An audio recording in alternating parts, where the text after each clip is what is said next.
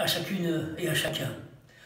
Osons nous l'avouer, il nous arrive parfois de rêver d'avoir un signe de Dieu qui pourrait avoir valeur de preuve de la résurrection.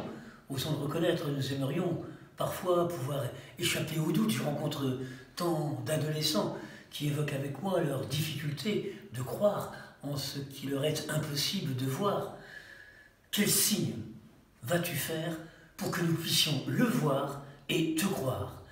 Disent à Jésus ses interlocuteurs dans ce morceau d'évangile que l'Église propose à notre méditation aujourd'hui. Mais Jésus refuse de se manifester ainsi, car si tel était le cas, s'il y avait une preuve, l'homme serait obligé de croire. Il perdrait cette liberté de croire ou de ne pas croire. Or, pour Jésus, la sauvegarde de cette liberté est essentielle. Aussi refuse-t-il de céder au registre de la preuve, car Dieu veut être cru et non pas démontré. Il s'inscrit dans le registre de l'amour. Aujourd'hui, n'allons pas attendre de lui des explications concernant la souffrance liée à cette pandémie, car Dieu n'explique pas. Il est venu habiter cette souffrance par son Fils Jésus. Le signe qu'il nous donne, c'est celui du pain venu du ciel. Une bouchée de pain, cela ne représente pas grand-chose pour celui qui est repu.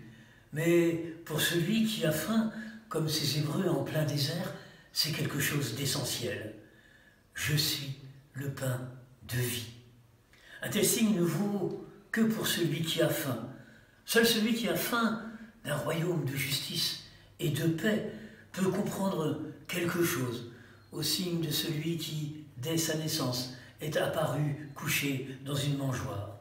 Oui, puissions-nous aujourd'hui, en ce temps de confinement qui accroît les inégalités sociales entre familles favorisées et familles défavorisées, aiguiser notre faim de justice et de paix afin de pouvoir repartir, une fois le confinement terminé, sur un chemin de fraternité.